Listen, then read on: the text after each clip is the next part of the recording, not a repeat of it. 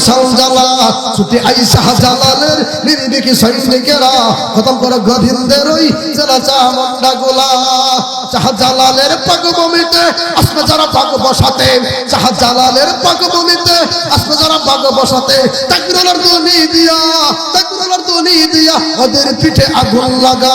ছুটে আই শাহজালালের নির্ভীকি সৈনিকেরা খতম করে গোবিন্দের ওই জেলা চামুন্ডা গোলা। চিৎকার মেরে বলে আল্লাহু আকবার।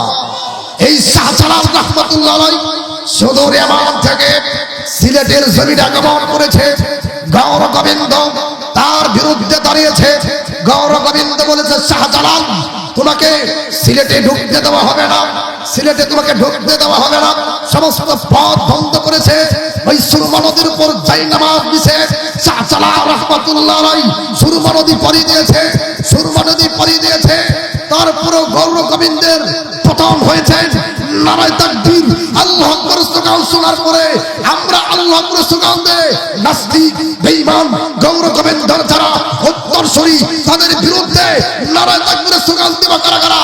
হাত উঁচু করে আল্লাহকে দেখা দেন।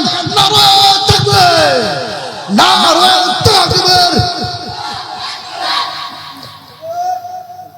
মুসলমান বন্ধুগণ, আপনারা কি ভয় পাইছেন? বিগত দিনে ওলামায়ে কেরামরা স্টেজে কথা বললে আমি অনেক মহিলা এরকম ভাবে কথা বলেছে, সামনে থেকে মাইক কেড়ে নিয়েছে। তারা আজকে কোথায়? সামনে আসো, পাবলিক তোমাকে পিটায় সাল তুলে ফেলবে। কথা বলেন ঠিক কিনা?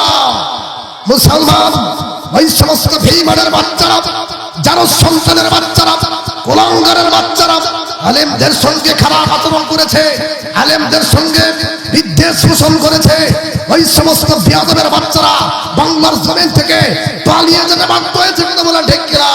কাজেই 90% মুসলমানের দেশে, যেই দেশে আল্লাহু আকবারের ধ্বনিতে সূর্য ওঠে, যে দেশে আল্লাহু আকবারের ধ্বনিতে সূর্য ডোবে, সেই বাংলার জমিনে ভারতের দালালের বাচ্চারা যদি 1 ইঞ্চি জমি যদি দখল করতে আসে, আমরা কারা কারা জান মাল দিয়ে ওই ভারতের কুলাঙ্গারদের বিরুদ্ধে শাহজালালের এই ভূমিকে কারা রক্ষা